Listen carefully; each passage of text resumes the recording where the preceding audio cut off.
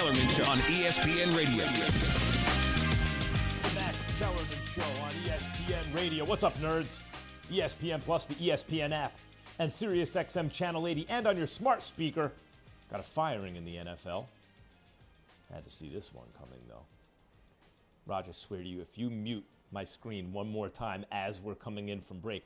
Raj, my producer, is in Los Angeles, and and I'm on a Zoom. I have a computer in front of me with Zoom, and so I can see Raj's screen. And every day when we come in from break to introduce the show, Raj, the host or whatever it is, mutes it so like a black screen appears above the letters, and I have to guess. Why can't you mute yourself then so we don't have this problem every single day? How come you can't push the button? Actually, I did. In fact, when you just told me to do that, I hit mute and it unmuted you, so I was already muted. Listen, we have a firing in the NFL. I'm going to get into it in a second. You can reach me at 888-SAY-ESPN, 888-729-3776. And the question is, did that firing occur as the dumbest mistake made in the 2020 season? Or was it the second dumbest? Because the other guy got fired too. We're going to get into it. Max Kellerman Show is presented by Progressive Insurance. All guests join me on the Shell Pennzoil Performance line. And 888-SAY-ESPN, 888-729-3776. So much to get to from a wild NFL Sunday. You can be a part of Max Kellerman Nation. I don't know who Matt Kellerman is. It's another guy. I'm Max Kellerman. You can be a part of this nation. On the Dr. Pepper call-in line, ESPN Nation is presented by Dr. Pepper. The college football season's heating up, and so is your favorite Dr. Pepper-loving college football town, Fansville. Head to a store near you to treat your inner college football fan to an ice cold 20-ounce Dr. Pepper today. First, it's time for Straight Talk, brought to you by Straight Talk Wireless. Coach Doug Peterson, Coach, I have been arguing for weeks and weeks. You got to bench Carson Wentz. Sit him down. Just like the Eagles did and Andy Reid did to McNabb. Donovan McNabb, much better quarterback than Carson Wentz once upon a time. Reid sat him down, and in that same season, McNabb led his team to his 5th NFC championship game. They held McNabb accountable, and it worked. What about Carson Wentz? Remember when I said sit him down? When you're working on ball security or making better decisions or not forcing the ball, all week obviously is a point of emphasis with the coaching staff. And the guy comes out and makes all the same mistakes week after week and then stands up at post-game pressers talking about this is just the way we do things around here. And I told you over a year ago at this point what I've been hearing out of Philly, how Wentz has a lot of power in that organization. I mentioned a couple years ago, Joe Santaloquito, reporter out of Philadelphia, who wants the local team to do well, came out with some reporting a couple years ago talking about how Wentz means well. It was such the gentlest kindest way to report on the Eagles in a way that's really meant to help the team. Wentz means well. He has a little bit of an in-your-face attitude about different issues, and in the locker room it's divided. They like Wentz and Foles, but Foles knows how to relate to the locker room a little better, and these guys are scared of Wentz. He has a lot of power in the organization. He has a direct line to Jeffrey Lurie, the owner. And instead of the reaction of the Eagles trying to silence the little guy, right, silence local reporters, because that's what they basically did, and then the organization going on as though Wentz can do no wrong. And then, by the way, enablers in the media saying, oh, yeah, great job, Carson Wentz. Stinking again. Right? What they could have done is said, oh, you know what? Yeah, Wentz is regressing. Let's do something about this. But they didn't. First, I'm going to play, like you're going to hear from Coach in a moment. I have to say in a moment, or everybody jumps the gun and starts playing the sound. Just calm down, everyone. I'll reveal when you're going to hear this. I'm going to play for you Coach in a moment saying why he sat Wentz down and played Hurts yesterday. And then I'm going to tell you why he actually did it. And then I'm going to tell you what he has to do now. Go ahead, Coach. Why'd you make the switch at quarterback? I just felt like where we were as an offense, we needed a spark. We needed something to kind of go our way, and so I decided to put Jalen in the game. Nah, that's not why. You know why Coach made the switch? Because last week, Dan Orlovsky on First Take, Dan Orlovsky of NFL Live fame on ESPN, on First Take, held up an L that his daughter his adorable little daughter, Drew. And he said, I got to hold this L on Carson Wentz. I'm not kidding. You think I'm kidding? I'm serious. When someone is known as the biggest apologist for a player, for a franchise, whatever, in the media, when they finally say, this guy's no good, that actually gives cover for the coach to make a move. I don't think it's just Orlovsky, but I think that actually gave Peterson cover he needed to sit this guy down. Wentz stinks. I mean, he stinks. And guess what? It's too late to fix him. I told you when to fix him. I told you all last year, fix him, fix him, fix him. No, everything. Hey, he's an MVP candidate. This is ridiculous. He's awful. He's bad. Maybe if he needs all these receivers are dropping balls and and everyone's hurt. Okay, fine. So if they weren't, he'd be a middle of the pack guy. But he's no good. And I saw the regression. I warned you of the trend, which direction it was pointing. And then this year it continued. Still apologies for him. Excuses. Even now, people are blaming the GM and the coach. Hey, how much power does the coach have if he can't pick his own staff? What can the coach do if the guy won't take coaching? As far as the GM, and I still think you should get rid of Doug Peterson. I think he thinks that his fortunes are tied to Wentz's. So instead of, by the way, that offensive line, 4th best run blocking in the league. 4th best in the league. Give the ball to your stud back and your change of pace back. You got 2 guys who can get business done out of the backfield. Instead of just having Wentz try to dig himself out really when he's just digging himself deeper, right? And Peterson has done going for it on 4th and 4 from Seattle's 15, he's made decisions that tell me I'm trying to get out of here. Meantime, Howie Roseman, who didn't use the 2nd round pick to get DeAndre Hopkins. Oh, he's going to use it to bundle up in the draft and move up and go grab CeeDee Lamb. Didn't do that either. No. What does Roseman do? He uses it to draft Carson Wentz's replacement. That's what happened. I would get rid of Peterson. I would get rid of Roseman. Yes, I think you got to just tear this whole thing down. However, only reason I'd say don't get rid of Wentz is because you can't get rid of Wentz. It's $60 million dead cap money over the next 2 years. You can't cut him. You can't trade him. I told you trade him 2 months ago, right? See if Chicago will take him. And you get Foles back. Not because Foles can do anything with this team, although not only are the Eagles 4th run blocking, they have the 12th best win rate in pass protection on the offensive line. At any rate. So Wentz doesn't have a line. Shut all the way up. Wentz has a very good offensive line, actually. Certainly a top 50% line. And when you look at almost a top 3rd offensive line in the league, he holds the ball too long. He has no pocket awareness.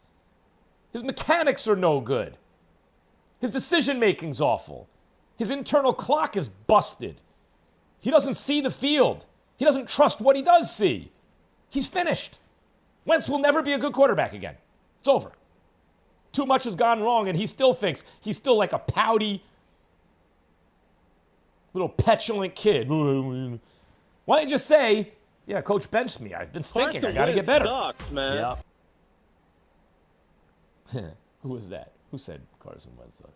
Remember we had a caller a few weeks ago. Yes, like that's Carson Wentz sucks, man. This is when This is weeks ago when you were still telling everyone. Anyway, I was telling everyone then. Now, do you know why you have to sit Carson Wentz now? It has 0 to do. 0 with fixing Carson Wentz. He is now unfixable. I told you when to fix him. No one wanted to listen. It's over. I told you when to trade him. You don't want to trade? It's over. You can't trade him.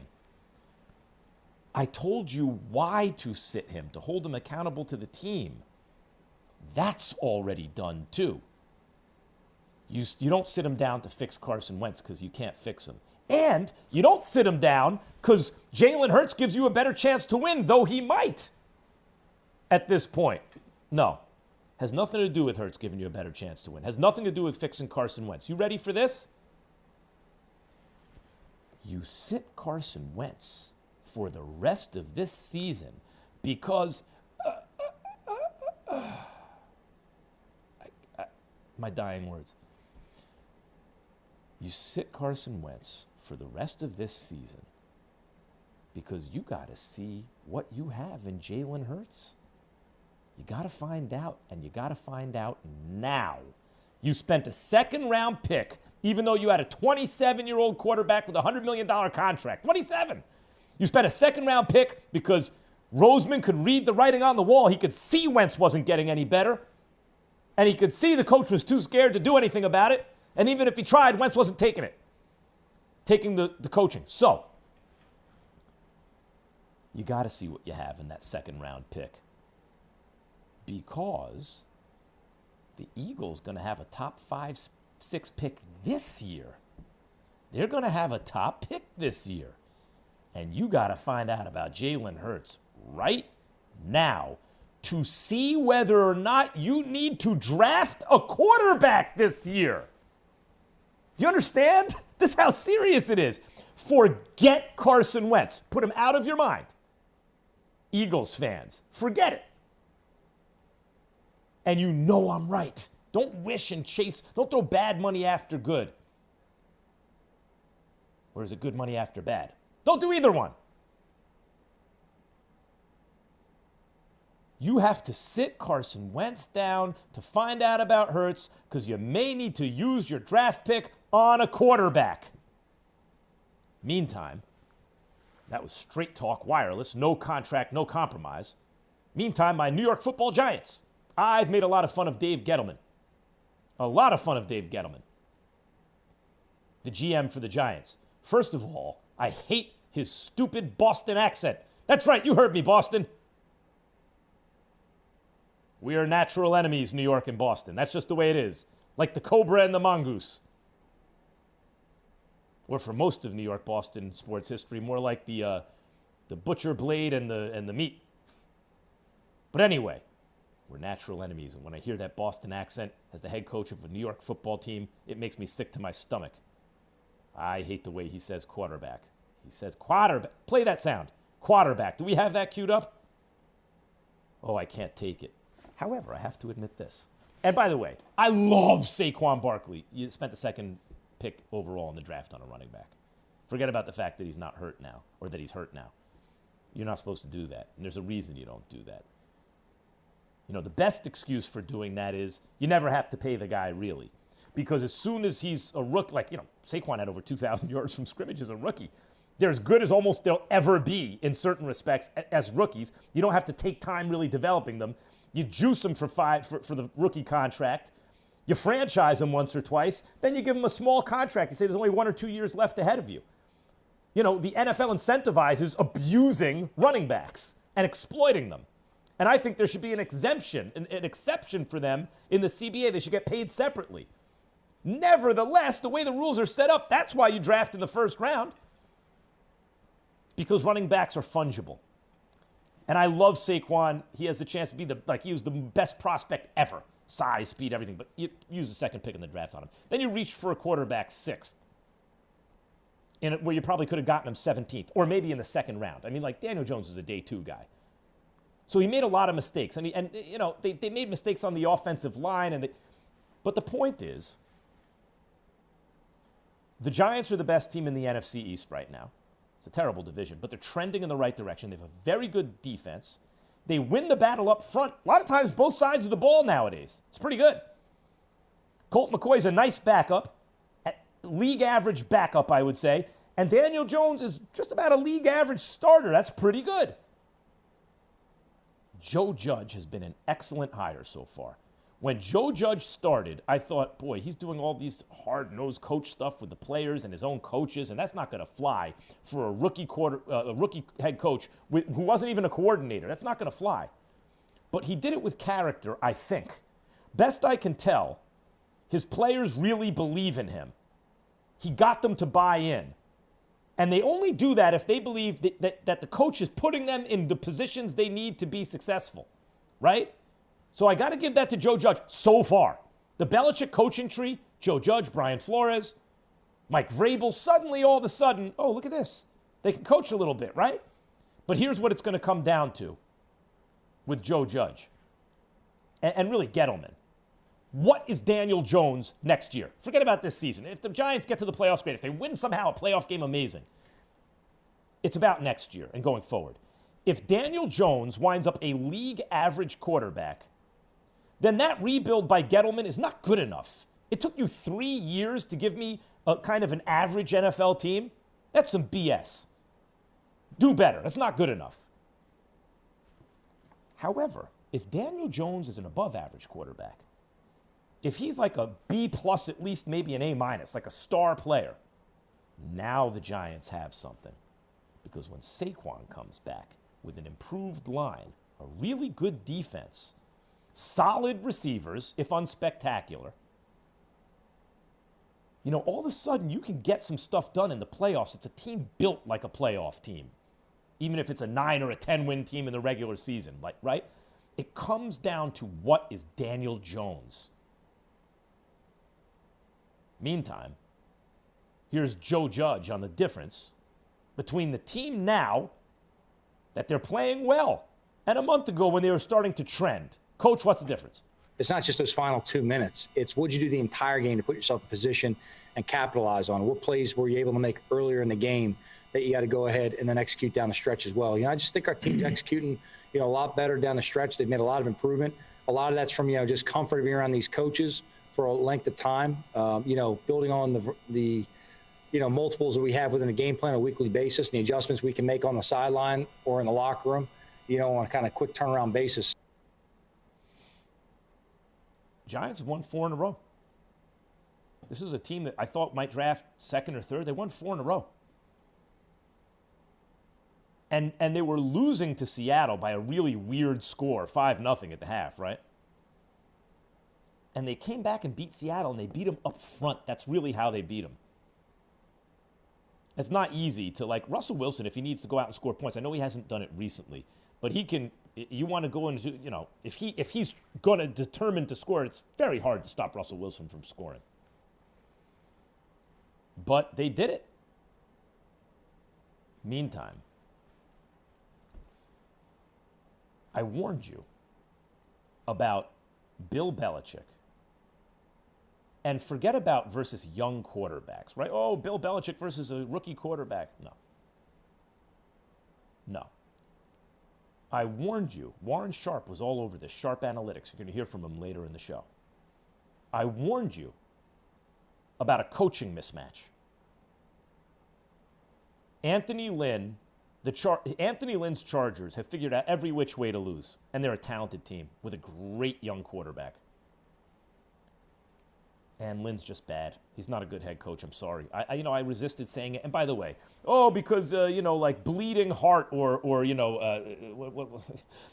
political correctness or something, right? Yeah, that plays into it. I think that it's good. I even go back to years ago when Rush Limbaugh ran into controversy saying McNabb is overrated because the media is desirous of seeing a black quarterback succeed. I thought to myself, well, what's wrong with the media being desirous of that? It overcomes a pernicious stereotype. Why shouldn't good people want to see black quarterbacks succeed in a league where they were never given a chance, right? So yeah, do I want to see black head coaches succeed? Yes, because you look around the league and you see a predominantly African-American league and almost no head coaches. Something's not right.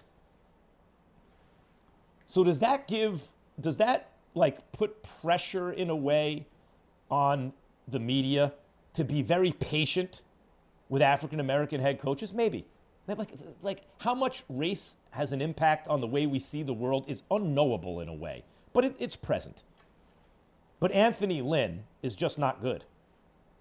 He's not. And maybe he does some things well, but his management of situations at the end of games is really bad, and that's one of the reasons the Chargers lose close games. But going up against Bill Belichick, the greatest coach by the way, arguably, and you may win the argument in the history of American team sports. If you want to say, well, he cheated, so that takes away from it. You want to talk about what Red Auerbach used to do to teams? Right? Turning off the heat, turning on the heat, whatever he was in the locker room. He cheated in every which way. Like Billy Martin in baseball. Had Art Fowler teach everyone how to throw, how to doctor the ball. I'm not condoning cheating, and it does take away from Belichick's legacy. Nevertheless, this dude in this era of parity over a 20-year period has done what he's done even without Tom Brady, guys. Even without Brady. He won 10 games with Matt Castle. They won 11 overall that year. They did miss the playoffs. 10 games with Matt Castle. And right now, he has no defense. He has no offense. Nothing. He has a quarterback that had COVID this season, who's coming off a catastrophic injury from another team, who couldn't be more different than the quarterback he just had. And that quarterback got the quarterback he wanted to give the reins of the franchise to, got him sent out of town. So there's no continuity. And then even with that, the man is 6-6. He's pulling a Tomlin from last year, maybe even better, because Pittsburgh had a lot of talent on the defense. How about this one? They're 2 plays away. Goal line stand in Seattle, strip of Cam Newton. By the Bills. They're 2 plays away from being 8-4. 8-4. They'd be in the playoffs. So, yeah, Belichick, Anthony Lynn was a mismatch. I didn't know it was 45-0 mismatch. 45-0? Ooh. I think that, Anthony Lynn was going to lose his job anyway, but if he makes it to the end of the year, God bless him. More on that later with Warren Sharp. The Max Kellerman Show brought to you by Shell V-Power Nitro Plus Premium Gasoline. You want to hear what the dumbest call Rex Ryan has ever seen was? That's coming up. I'll tell you if it was even the dumbest call of the season or the dumbest play of the season. It has competition. Time for some straight talk. Look, we all drop our phones. It happens. You fumble it. On ESPN Radio.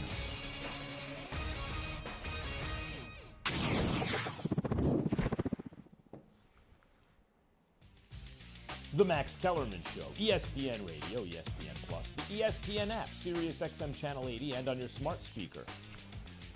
By the way, the Yankees are making DJ LeMahieu a priority in the offseason for people who don't know, because listen, baseball's not popular on a national level at all anymore. National sports shows are basketball and football almost exclusively, and then a little bit of combat sports if it pops up, or golf or something, every now and then, something like that. But it's basically, why even call it sports? It's basically basketball and football, and not in that order. It's basically football and basketball. But I love baseball, and I love my New York Yankees. And DJ LeMahieu, who was a stud in Colorado. But was it in a ballpark effect that was happening? He's a great defender at second base, and he was an excellent defender at multiple infield positions, like anything but shortstop. Plays a nice first place, plays a good third base.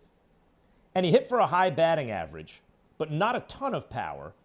And in Colorado, you're like, I don't know.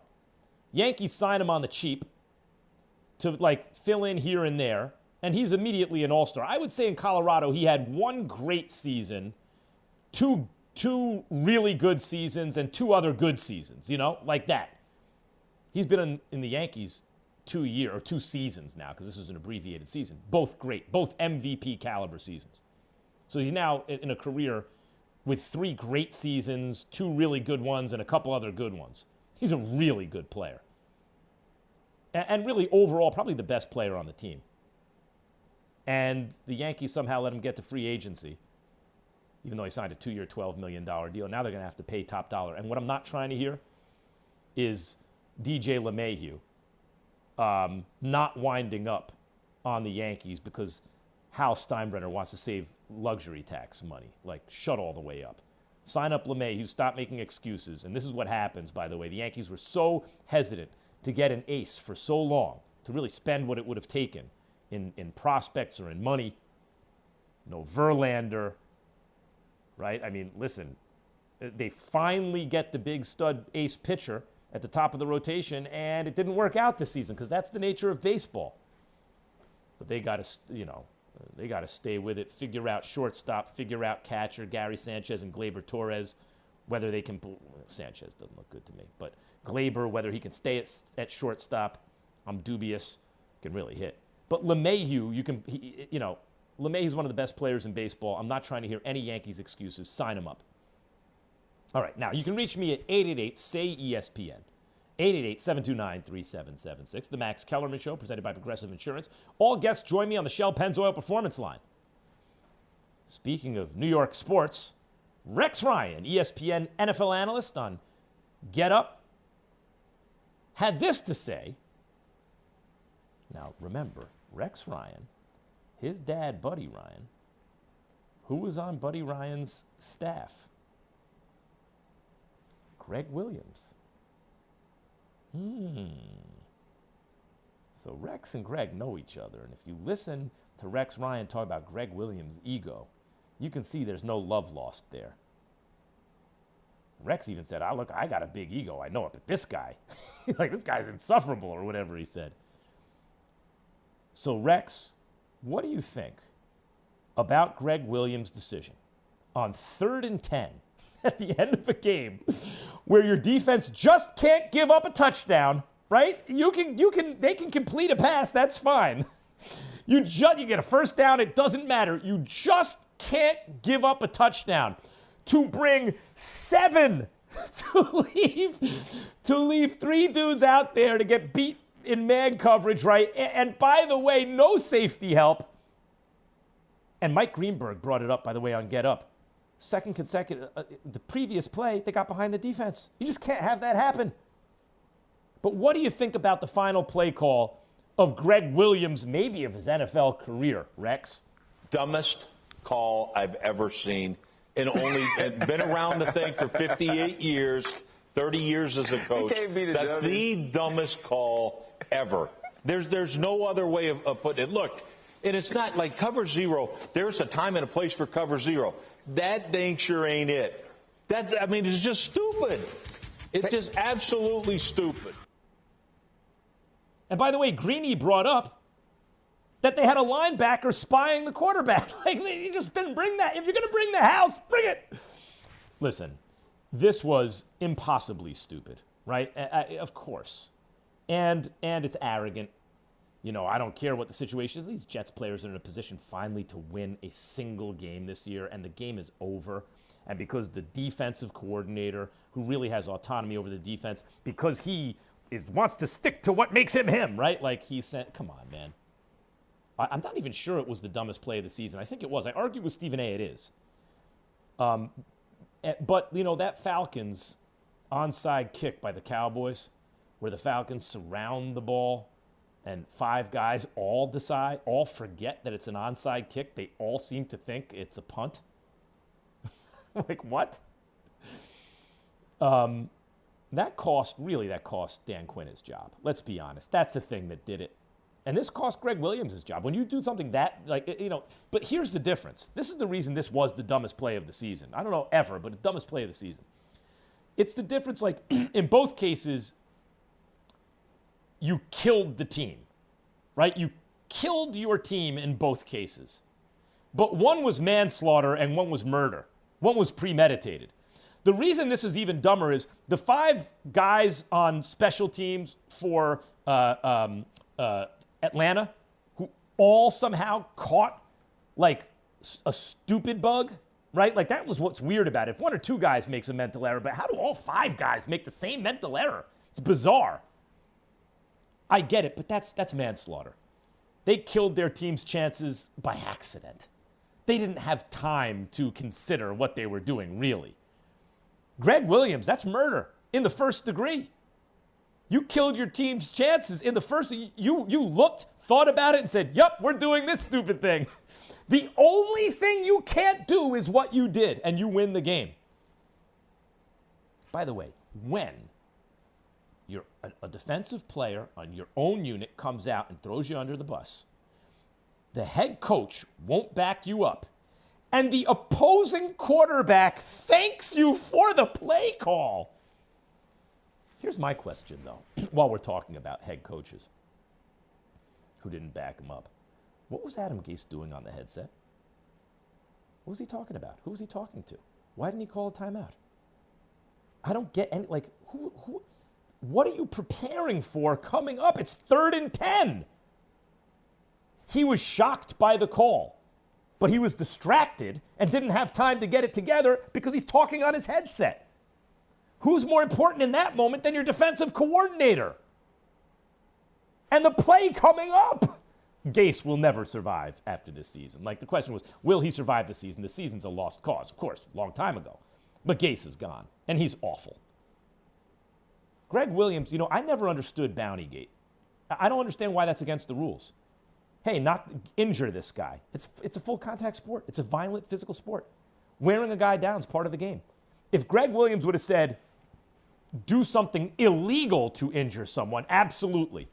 Fine him, suspend him, throw him out of the league. He didn't do that, as far as I know. Bountygate was just because he further incentivized his players to injure opposing players, but not necessarily outside the rules. That's part of football.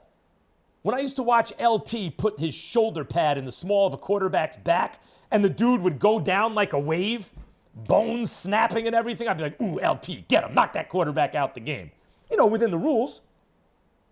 When I watch a boxer go to the body and wear a guy down so he can knock him out later, it's the name of the game. Football is a war of attrition in some respects. So a Bountygate, to me, is not a strike against him. Warren Sharp has brought up, however, lots of strikes against Greg Williams, who may now have ended his NFL career. And Warren Sharp will be on this show in a little while to break it down for you. ESPN Radio is presented by Progressive Insurance. Drivers who save with Progressive save over $750 on average. Do I need to start giving a former number one pick some credit? No doubt's next. 'Twas the end of the year, and it's been less than fun. But as your business grows, you need to hire for 2021. Make hiring much faster and easier, most would agree, by going to ZipRecruiter.com/max to try ZipRecruiter for free. 4 out of 5 employers who post on ZipRecruiter say they get a quality candidate within the very first day. Right now, you can try ZipRecruiter absolutely free at ZipRecruiter.com/MaxUC. Boy, is that lazy. Could whoever wrote this, you got to do the UC thing. Raj, it's like white people when rap first came out. They all thought that the way you started it was, my name is so-and-so, in the sing-song way, and I'm here to say. Remember this? It was always, my name is so-and-so, and I'm here to say. What made them think every verse had to begin like that? That's ZipRecruiter.com/max, just to be clear. Happy hiring to all, and to all a great new year, no doubt. We got you covered. Let me tell you what I think it means. No doubt. All right. Popular name. Money. I don't know why we play I get money for this, because nothing's on the line, but go ahead. Listen, I've brought this name up a few times, but take and listen to the headband, my man, Baker Mayfield. I'm listening. All right. That's all right. Go ahead, Baker. He's so quiet. He's supposed to have the swagger, but that's all right. He doesn't have anything to say? Well, all right. Well, he says, don't worry about it, but he says he has his Oklahoma swagger back. So, Max, now at 9-3, yeah. you, Max Kellerman, you've got to start giving Baker some credit. Definitely give Baker some credit. No doubt. No doubt I'm giving Baker some credit. Finally, I ran out of patience with the guy. I mean, I'm the one pointing out on First Take and on TV all the time and on this show. He's had 4 head coaches in just about 2 seasons, right? Think about that. Hugh Jackson, Greg Williams, Freddie Kitchens, and now Stefanski. This is like Alex Smith to start his career, and the offensive coordinators kept it. 4 head coaches in 2 years? But at a certain point, I said, look, he's not that fast. He's not tall. He doesn't have a huge arm. He's not the most accurate quarterback in the world. What's he do above average? He's average. But I will say this. Most quarterbacks are dependent upon coaching. For every Mahomes or Rodgers or Brady or someone like that, Deshaun Watson, Drew Brees, who would have been great no matter what, most quarterbacks, even the really good ones, they wouldn't have been really good without a certain coach, right? Like in the right situation. So Baker Mayfield has got an offensive line, a real running game, receivers. But you know what happened to him, Raj? I know I'm taking my time on this, but I think it deserves it. What happened to Baker, he got humble. He talks about he got his Oklahoma swagger back. Yes, but he got it through humility, ironically. What he said, I think to myself before I do something, men on the field, would an idiot do this? He said, and if the answer is yes, I don't do it, right? The NFL humbled Baker, and it allowed him to get his swagger back. How do you like that for irony? Right, good. Glad you came around on it. There we go. All right, hey, Chicago, Matt Nagy is on the hot seat. Yeah, I don't. No doubt he's on the hot seat. but I don't know. Look, they don't have an offensive line, period. That's it. That's the whole thing in Chicago. You want to know what the problem with Chicago is? They don't have an offensive line. Ask me what the problem with Chicago is. No offensive line. That's it. That's everything. If Chicago had an offensive line, like Nagy is less than perfect. Sure. Give Chicago an upper third offensive line. None of these conversations would be taking place. None of them. None of them. Because when they made the switch to Nick Foles, they would have won even more than they did, right? Well, even more. They beat the Bucs. They'd have won some of those other games. And then if Foles gets hurt and Trubisky comes in, they'd still be winning. The problem is not Nagy. The problem is the O-line. All right, hey, you're starting to worry about Kyler Murray and the Cardinals. I say to this, nah, son, and no doubt. I am not worried about Kyler Murray. I am worried about the Cardinals this season. That defense got to get better. All right, real quick. Got to play better defense. But Kyler Murray's fine. He'll be fine. You're not worried about the injury, though. Remember, there was a game he took a hit. He landed on his shoulder. Since then, that's what I'm worried about. We're talking about for this year? Yeah, no doubt. For this season, for this season, they ain't going to make the playoffs the way they're real quick, Chargers must move on from Anthony Lynn. No doubt. Anthony Lynn is no good. He just lost to Belichick 45-0. Switch teams, imagine. If Belichick could beat him 45-0 with this Patriots team, if you just switched rosters, Belichick would beat him 90-0. Because the Chargers have a way better roster than the Patriots. Way better. News from Max Kellerman. We're back on Tuesday and talking about the competitive NFL MVP race. Has anyone been able to... is the Max Kellerman Show. Max Kellerman Show on ESPN Radio. Radio, ESPN Plus, the ESPN app, Sirius XM Channel 80, and on your smart speaker, there was a coaching mismatch that I warned you about.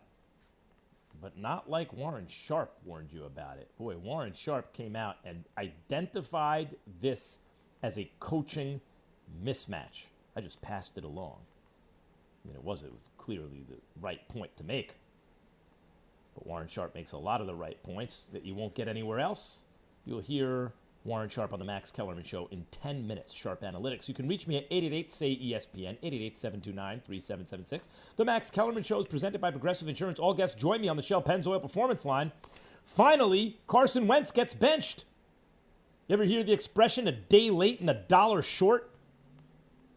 I told you 4 weeks ago they got to bench Carson Wentz to hold him accountable. He's beyond fixing now. It doesn't matter anymore. You must bench Carson Wentz. Yes, it's true. But not to fix him. And not to save your season. And not because Jalen Hurts gives you a better chance to win, though he might. You have to bench Carson Wentz for one reason and one reason only. You have to bench Carson Wentz because you got to find out if Jalen Hurts can be your quarterback.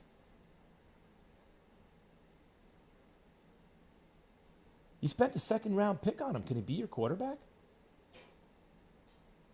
The Eagles are going to pick, 5th or 6th in the draft? You got to find out if you have to draft a quarterback. Think about this. They have a 20 at the time 5-year-old quarterback who was the best quarterback in the NFL through week 13, something like that. He gets hurt. Their backup, who'd been excellent in Arizona, who'd been, in college, who was 27 touchdowns, 2 interceptions, 8-2 as an Eagles quarterback in Nick Foles, comes back to Philadelphia after time in the wilderness under Jeff Fisher, looking like he couldn't play anymore, right? Takes over from Carson Wentz. I was like, okay, the Eagles are dead in the water now. They can't win a Super Bowl with Nick Foles. Oh, yes, they did. And Nick Foles was great throughout the playoffs. Next season, they're under 500. 5-6, I think. Nick Foles takes over. They catch fire. They make the playoffs. They beat the Bears at Soldier Field. They almost beat the Saints at New Orleans in the playoffs. Wentz hasn't done anything since then. They gave him a $100 million plus contract. The power went to his head. He messed up game after game, talking about that's just the way we do things around here. Coach didn't know what to do with him. He obviously wasn't taking coaching. Point of emphasis had to be ball security and don't force things and don't try to be the hero. It didn't matter. Reports come out. Team is shook. Wentz has too much power. Peterson can't do anything. Couldn't choose his own staff, right? Quarterback got a line to the owner. GM sees what's going on with Wentz. He's regressing, drafts a quarterback in the second round. You go from franchise 25-year-old MVP caliber starting quarterback with a backup who was Super Bowl MVP to the backup's gone, the starter's regressing. You had to draft a quarterback in the second round when that starter was 27 with whatever it is, a $60 million dead cap hit if you try to cut him. And even that's no good. You got to find out about your backup quarterback, your second round backup right now to see if you don't have to draft a quarterback again. It's a mess in Philly. It's a mess in Philly. Are the Seahawks in trouble? How is it in Seattle? It's one thing to lose shootouts to the Arizona Cardinals or the Buffalo Bills, or in a tough game against the Los Angeles Rams, who can play on both sides of the ball.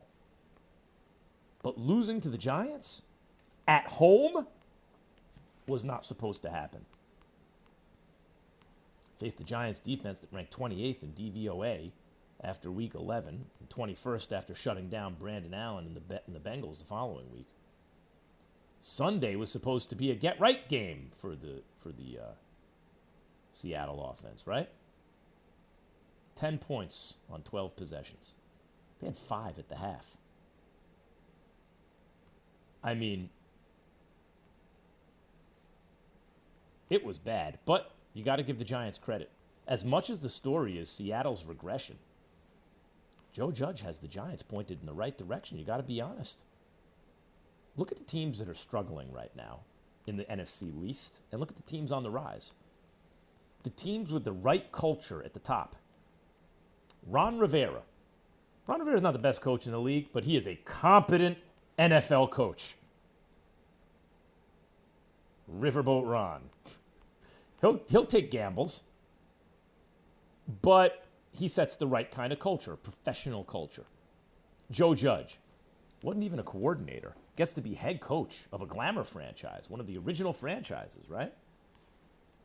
And he starts off like coaches are having to run laps, and it's like, what is he doing? It's one thing to be a hard-nosed guy when you come in with very little on your resume or credibility in the locker room that makes the players think, what does this guy come off having us do all these kind of like hard-nosed, he's being like a real tough guy with the players and the coaches, and he's never even been a coordinator. How do you get that situation, how do you get a locker room to buy in? Because Joe Judge has done it. And I think the answer is the coaches and players see you put in the work, and you try to put them in positions to be successful. The coaches and players on the Giants, remember, he also got rid of his defensive coordinator. There was little headbutting. He's like, okay, get out. I'm the boss. But he does it in a way where it's not just when everyone's scared, they get in line. Because everyone can get in line and still not play well. No, Joe Judge got the franchise to buy in, just like he got the owners to buy in when he met them. Joe Judge is getting the job? Right? Like Mike Tomlin's getting the job? Yep, they like the cut of his jib. And so does the locker room, I think. Seems that way to me. Because these dudes are playing. Won 4 straight, winning up front, winning the battle at the line of scrimmage, both sides of the ball, but particularly on defense. And now all of a sudden, Bill Belichick, whose tree was, barren, like it did not bear fruit. All of a sudden, he's got Joe Judge looking good, Brian Flores looking good. By the way, mess with Brian Flores' players. See what happens. Brian Flores get out. The coach is trying to come out on the field and fight. You got to love that. Vrabel looking good. All of a sudden, things are changing a little bit, aren't they? Anyway, it's not good for the Seahawks, who my preseason pick was the Saints. I switched to the Seahawks when Seattle picked up Jamal Adams. And then when, New Orleans got Quan Alexander at the deadline, I said, okay, fine, I'm back on the Saints. But it's not looking good for Seattle right now. They don't look like the best team even in their own division. It is the best division in football, NFC West. But they don't look like the best team in it. Coach Pete Carroll, what's going on with the offense? we had trouble all day long, and give them credit. They've been playing really good ball, but I need to look at the film and see what the heck happened, why it was like that so much so. But and, games are hard, games are tough, and we can't let this thing knock us off. Getting going and moving forward, and it's really important we get right back to business again, and it's the only choice we have, really, so that's what we'll do. I mean, I spent all last week talking about how Philadelphia played their guts out on defense against Seattle, and for the coach to, on a 4th and 14 from, 4th and 4 from Seattle 15, he goes for it instead of taking the points down. By the way, down 11. You're gonna have to score twice anyway, or 3 times depending on how you look at it. But maybe Philadelphia's defense didn't play quite as well as I thought they did, because the very next week here are the Giants throttling the Seahawks offense. Maybe it's a Seattle issue. Warren Sharp joins me on the Shell Pennzoil Performance Line, NFL analytics and visualized data at sharpfootballanalysis.com. Warren, thank you for joining me as always. I wanted you on the show today especially because you've been tweeting about some subjects that I think, Warren Sharp right on the money again, as usual. I want to start with the firing of Greg Williams.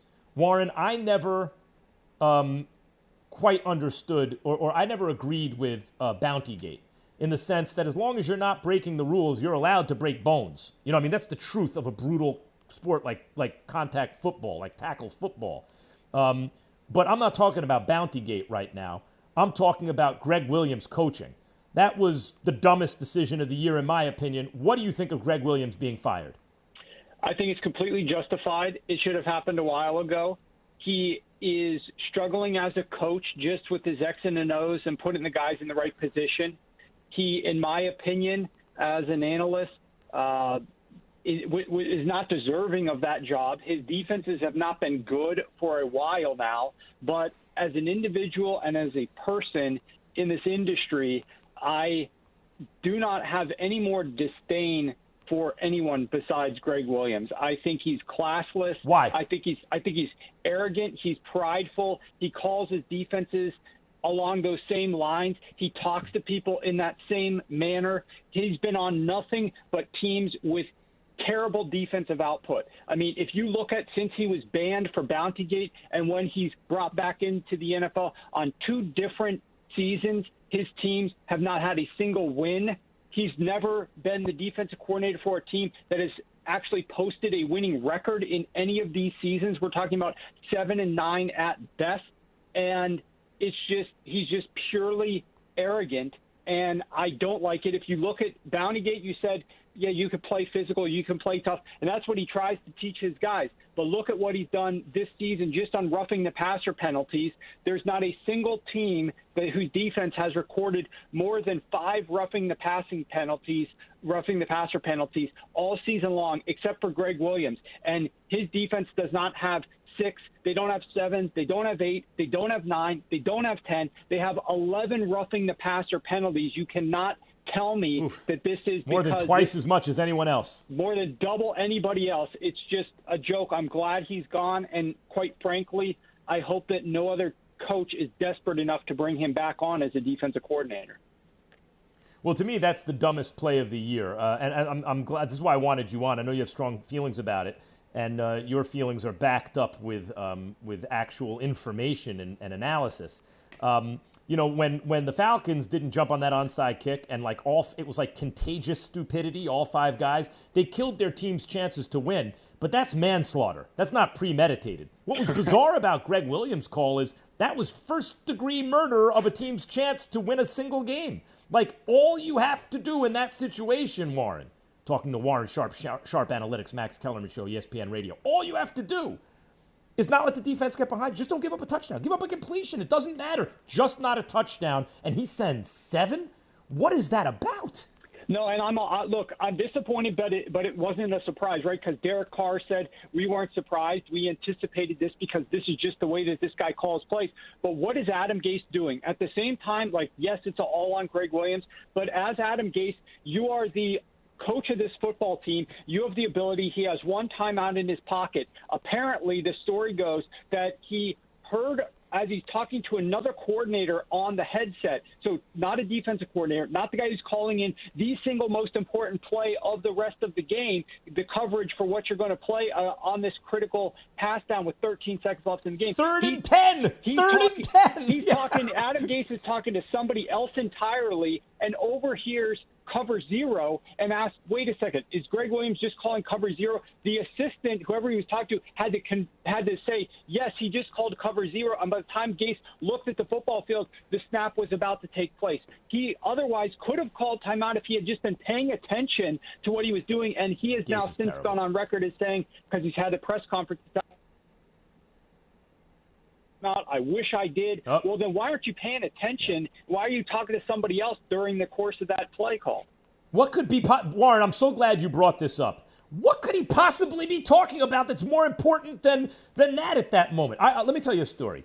My 95-year-old grandfather, my Zeta, means grandfather in Yiddish, was diagnosed with non-small cell lung cancer in 97. He passed away from it. And we were very close, grew up in the house with him. And he had to go into the hospital to get checked out, and he was missing a Yankees game he really wanted to see. He tried to get me into soccer. I wound up getting him into the Yankees instead when I was a kid. And he started talking loud because he thought he was being slick and that the nurses would overhear him. And he was saying, oh, if only they knew, it was like 9 o'clock at night, if only they knew I had this important appointment. He thought he was going to trick them, like pressure them into letting him out of the hospital quickly. And I was thinking to myself, Zeta, you're 95 years old. You're dying of lung cancer. It's 9 o'clock on a Thursday night. What could be more important than this right now? You're not going to fool anyone into and that it's kind of like that with Adam Gase. Adam Gase, there's one play. You're about to win your first game of the season. All you have to do is concentrate on this. Who are you talking to? If not your defensive coordinator, by the way. It's unbelievable. Absolutely ridiculous. The game plan for that game, I was surprised they even led. They just got over because they were able to run the football with some backup running backs after Frank Gore got a concussion. But I think the whole coaching staff, it takes a lot to get a team to not win a single game in the NFL. Some of it is just like you said, this premeditated murder on the defensive side of the football on that play call. But also it's the offensive coach, it's the play calling, it's everything, and it's under his watch. And frankly, I think the only thing that you're doing here is allowing yourself to get this first overall pick by having Adam Gase in charge. But he's certainly not helping the locker room whatsoever win any of these games. I mean, it's just a problem. Meantime, speaking of awful coaching, you identified this, and I'm so glad you did. After Tomlin went 8-8 last year, it's like, oh my God, he's coach of the year. He didn't have his quarterback. He didn't have his second-string quarterback. All this, he still went 8-8. Belichick right now is 6-6. Not only did he not have any offensive talent last year, he has less this year. Hightower on the defense, Chung and Hightower didn't even sign up for the season. He lost Gilmore for a while, right? He has a new quarterback coming off a catastrophic injury who's just the opposite of his old quarterback. Everything's set up for, like anyone else, this is like a winless season. He's 6-6. He's 2 plays away, a goal line stand that Bobby Wagner made a play on Cam, and then the Bills script Cam by the goal line. He's 2 plays away from being 8-4 right now, and he went up against Anthony Lynn, who, and you identified this as a coaching mismatch. By the way, the Patriots won 45-0 with an inferior roster, right? Switch the rosters, maybe it's 90-0. Warren, what did you see heading into this game? Well, I saw a coach that was ill-prepared to figure out a path to victory. He seemingly, yes, he makes mistakes with the clock. He makes mistakes in clutch situations, but he does not understand the basic ways to strategize to optimally win a ball game. And I was very concerned with the way that this team has relied upon Austin Eckler since he returned from this injury. I mean, they gave him 30 plays in their last game against the Buffalo Bills. They were trailing 24-6, I believe, during the course of that game, got back in with some late points late, but it was because of their over-reliance on Austin Eckler. Almost 50% of the plays in the second half of that game went to him. I realized right away that he's going to have a terrible game plan here. This Chargers team goes 50% run in the first quarter on early downs, gets nothing. And Belichick, what has Belichick been studying? He studied what his prior coach on the defensive side of the football down in Miami was doing against this very same Chargers team to completely frustrate them. And he implemented a lot of those same strategies. And what the Chargers didn't do is they didn't learn from their mistakes in that game. They decide they're trailing 14-0 in the second quarter, so they go pass heavy. But they're throwing the ball just to Austin Eckler once again. 5 passes to Austin Eckler, only 2 completions. The worst play on third down, Max, is a pass to a running back. The chance of converting a pass to a running back on third down is significantly lower than a pass to a wide receiver or a pass to a tight end.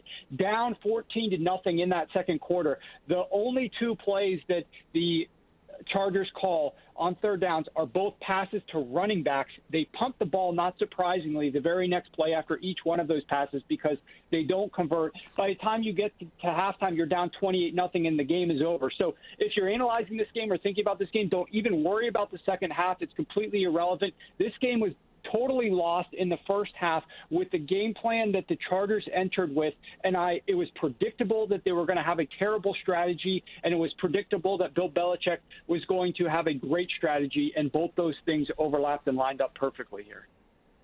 Yeah, well, it seems that Anthony Lynn has to go. Okay, Warren, they want me to break for commercial, but while I have you here, I have 2 quick questions I want, as quick as you can, answers, okay? Because I need to know from the answer man right now. Number 1, Joe Judge and the job he's done with the Giants. Extremely impressive. Extremely impressive. I definitely did not expect them to be sitting in this position. Not that they haven't won many games. I mean, they still have a losing record, but to be in this position, to be winning games on the road with Colt McCoy.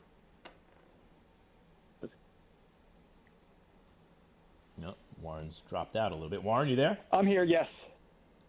Okay, great. So here's the other one. While I have you, before you drop out and before Raj makes me move on, can Taysom Hill be the Saints quarterback after this season? Assuming Drew Brees comes back, I think they can make a good run in the playoffs. Can Taysom Hill actually be a quarterback in the NFL? He could be a quarterback that will never reach the ceiling that the rest of the roster is capable of delivering. I mean, he can with Sean Payton's genius, you can find a way to utilize Taysom Hill and produce a average season in the NFL, but it's not going to deliver on what Sean Payton wants to, which is to win a Super Bowl.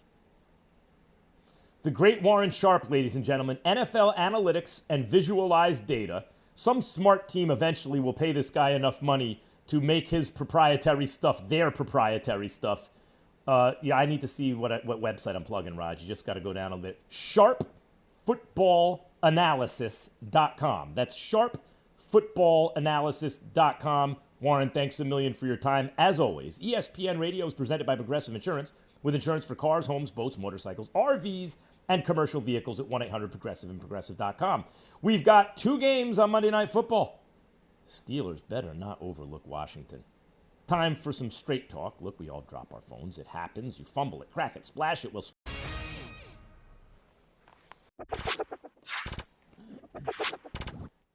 The Max Kellerman Show on ESPN Radio, ESPN Plus, the ESPN app, Sirius XM Channel 80, and on your smart speaker. Floyd Mayweather about to get back in the ring. Hit on that and last take in a few. Plus, Evander Holyfield says he's getting close to a fight with Mike Tyson. 3rd fight, not a rubber match, because Holyfield won the first 2. Don't do it, Mike! You can reach me at 888-SAY-ESPN. That's 888-729-3776. The Monday Night Football preview is brought to you by Progressive Insurance. Monday Night Football doubleheader, Washington Steelers, Bills, Niners. You know, that Niners defense can still sneak up on some teams. You know, like the Rams and the Bills have certain things in common. And the Niners stunned the Rams. That's not unthinkable. Bills got to travel to the Niners. They could lose that game. The Bills, there's something about that team that every time I'm ready to say, okay, they're that kind of upper echelon team, they have a performance that has me thinking, not quite yet. And Josh Allen's funny because what tier of quarterback does he fall into right now? Right, early on, it's like, ooh, this dude who was trending in the right direction last season. Let's be honest. Even last year was like, oh, okay, Josh Allen, okay. But this year, I started out the season saying, like, why does everyone love Buffalo? Everything Josh Allen can do, Cam Newton can do better. Not true. Not true.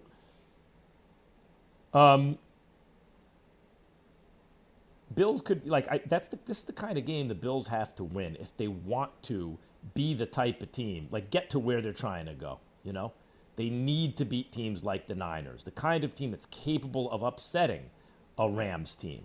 Bills got to start taking care of business. Washington, Pittsburgh, I told you, that's a dangerous game.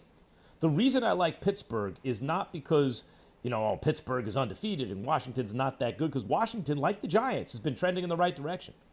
When you look at the NFC least, the Cowboys and Eagles were favored, but it's the Giants and Washington who've been playing the best football. And when you look at their coaches, Joe Judge is a promising young head coach. And Ron Rivera is an established veteran coach, a successful coach. He's been to a Super Bowl. He's in the playoffs. If Ron Rivera is your coach, and remember, NFL, most important guy in the organization is the coach. Number one most important guy, then the quarterback. Baseball's all about your general manager. Basketball's all about your superstar. Football's all about your head coach. That's the number one indicator, what kind of team you're going to have. Number one correlation. And with the Panthers, you say they're in the playoffs every other year on average, right? It's pretty good. Rivera, he's capable of having a 6-10, 7-9 kind of season, but more often than not, he'll be above 500, and you'll get to the playoffs. And can you make a run with that guy? Well, yeah, to the Super Bowl. Hasn't won one yet, but he got there. And Washington has a defense. Just the kind of game, right? Pittsburgh's 11-0. They have some tougher opponents on paper coming up after Washington. They just played Baltimore. Big letdown emotionally after that game. They're on a short week because they had to keep postponing the Baltimore game, so they're on a 5-day week instead of 7. Kind of set up as a trap game. Sneeze coming. Well, I don't have a cough button. Gesundheit. Thank you. I can't hold it anymore. When you sneeze and you got to hold it in, and your throat comes up like a frog, like a bullfrog. I can't do it. Who could do it? Nobody. Anyway, the point is, Washington be a trap game under most circumstances, except that they struggled against the Ravens. And Tomlin came out and was very upset. He behaved as though it was a loss. And I think that saves Pittsburgh, but I think it's going to be that kind of game. I think it's the kind of game that Pittsburgh needs saving in. Kieran in South Carolina, you're on the Max Kellerman Show, ESPN Radio. There you are, Kieran, on the air. I hear a voice in the background, struggling with a K. What's up, Kieran? Hey, Max. So the Tennessee Titans, I know they lost this week against the Cleveland Browns, and I actually think that is going to help them.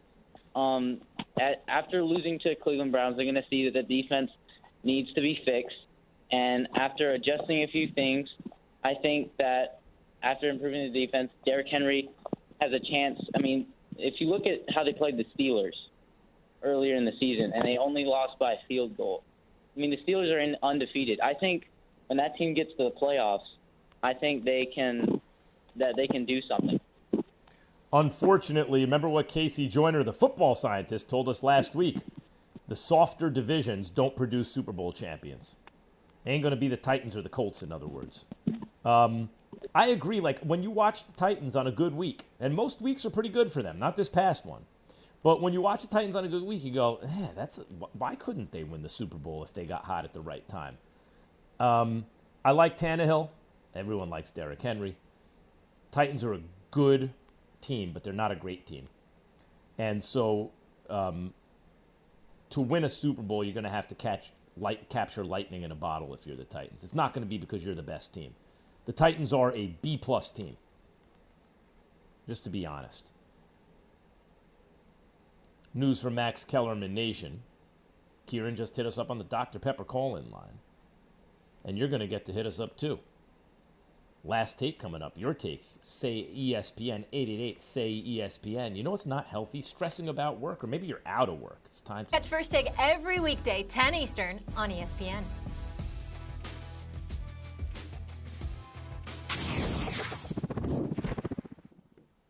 The Max Kellerman Show on ESPN Radio, ESPN Plus, the ESPN app, Sirius XM Channel 80, and on your smart speaker. You can reach me at 888-SAY-ESPN. That's 729-3776. Job Well Done is brought to you by Napa. Greg Williams didn't do a job well done. He didn't do a job well done. That wasn't a job well done, Greg Williams, unless you were trying to get fired. Whether you stop by a locally owned Napa Auto Parts, Napa Auto Care, or visit Napa online, if you need help with your ride, you can count on Napa Know-How.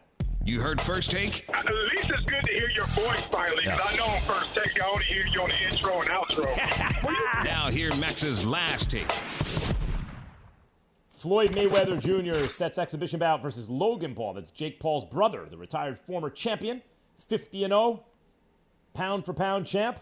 Announced on his Instagram account Sunday that he'll fight Logan Paul, a YouTube personality, on February 20th in an exhibition bout that will be streamed as a pay-per-view. Apparently, they have an interesting idea with pricing. First million buys, $30, and then it goes up to like $60, something like that.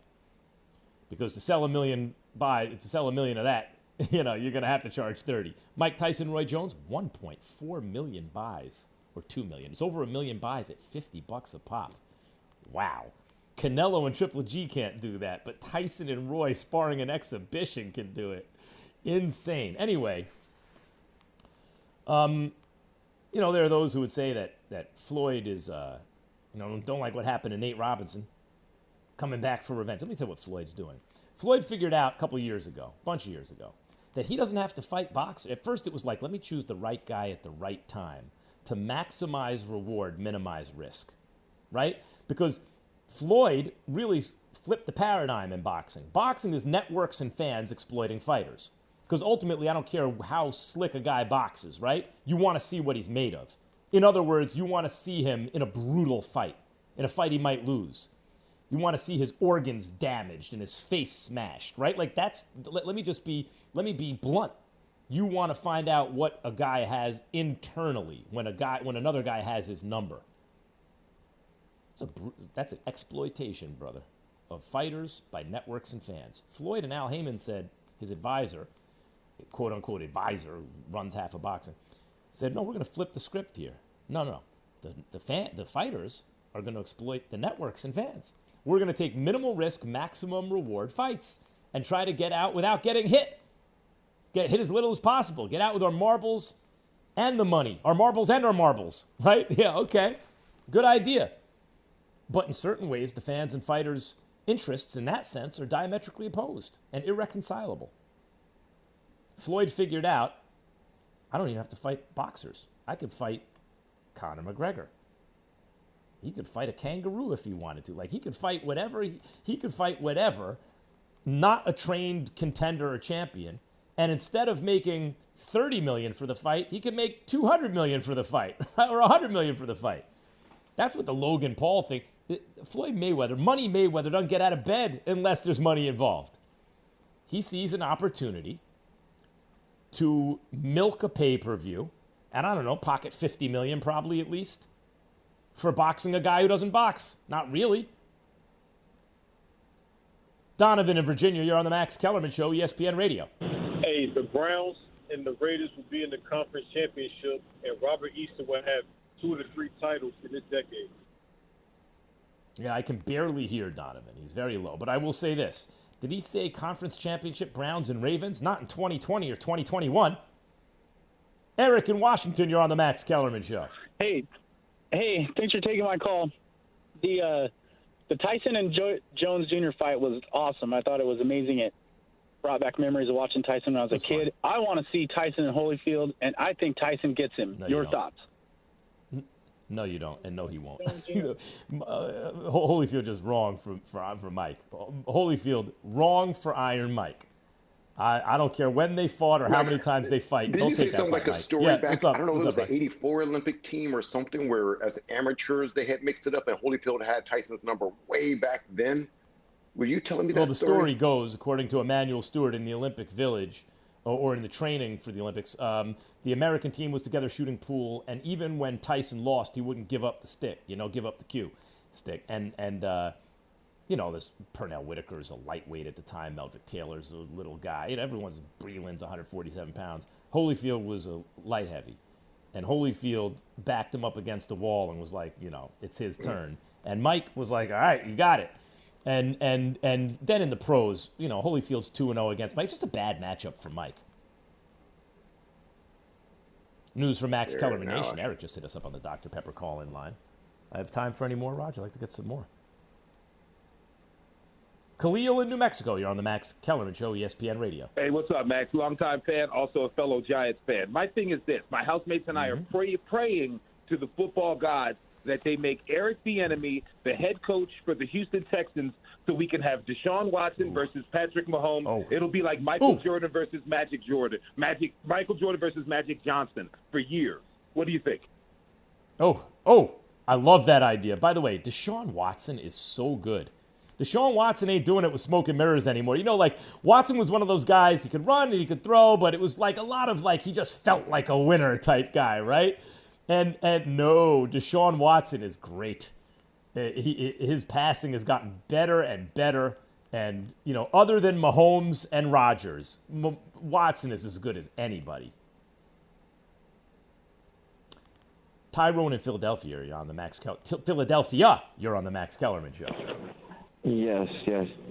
You talk about the defensive woes with Greg Williams. What about the offensive woes with Adam Gase? Adam Gase. Yeah, we're going to get into that tomorrow, but we're out of time because we spent too long saying yes. Got 2 games on Monday Night Football. Max Kellerman Show. See you tomorrow. We're back on Tuesday and talking about the